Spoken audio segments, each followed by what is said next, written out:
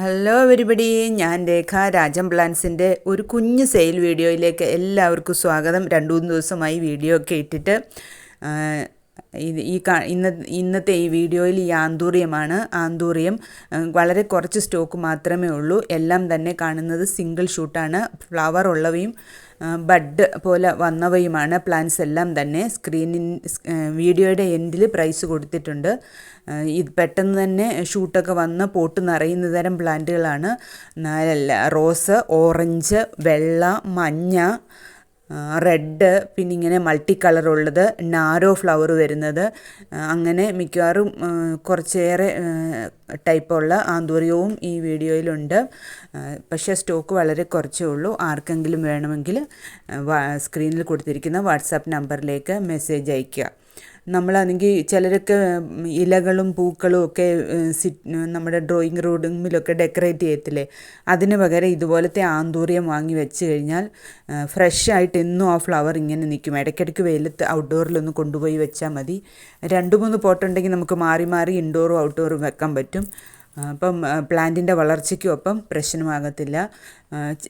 ഇവയെല്ലാം തന്നെ ചകിരി എന്ന് വെച്ചാൽ കൊക്കോപീറ്റിലാണ് നട്ടിരിക്കുന്നത്. അതുകൊണ്ട് വീടൊന്നും വൃത്തിയായിട്ടാകത്തുമില്ല. വളർത്താനും എളുപ്പമാണ്. എപ്പോഴും പൂക്കൾ തരുന്നവയാണ് ഈ മിനിയേച്ചർ ആന്തൂറിയം. ഒരിക്കൽ പൂത്ത് കഴിഞ്ഞ് കഴിഞ്ഞാൽ വളരെ നാളത്തേക്ക് ഇതിൻ്റെ പൂക്കൾ അങ്ങനെ തന്നെ നിൽക്കും.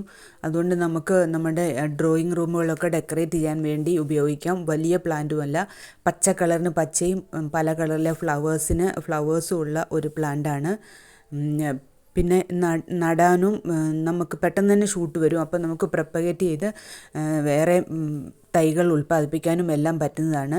ഞാനിത് നട്ടിരിക്കുന്നത് ചകിരിയും കമ്പോസ്റ്റും പെർലൈറ്റും അടങ്ങിയ മിശ്രിതത്തിലാണ്. പിന്നെ NPKയും മൈക്രോ ഫുഡും എല്ലാം നഴ്സറികളിലും വളക്കടകളിലെല്ലാം വാങ്ങിക്കാൻ കിട്ടും.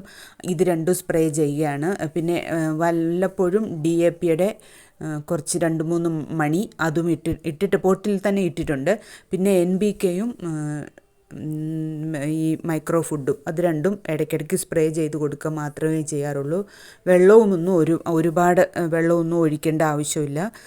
ചകിരിയിലായതുകൊണ്ട് ഈർപ്പമൊക്കെ നിൽക്കും. എല്ലാവർക്കും പ്ലാന്റ്സൊക്കെ നടാൻ അറിയാത്തവർക്കും വളർത്താൻ പറ്റിയതാണ് ഈ മിനിയേച്ചർ ആന്തൂറിയം. പൂക്കൾ കാണണം, പ്ലാന്റ്സ് വേണം. പക്ഷേ വളരെ ബുദ്ധിമുട്ടൊക്കെ ഉള്ള മനുഷ്യർക്കും ഈസിയായിട്ട് വളർത്താൻ പറ്റിയതാണ് ഈ മിനിയേച്ചർ ആന്തൂറിയം. എപ്പോഴും പൂക്കളും ഉണ്ടാവും.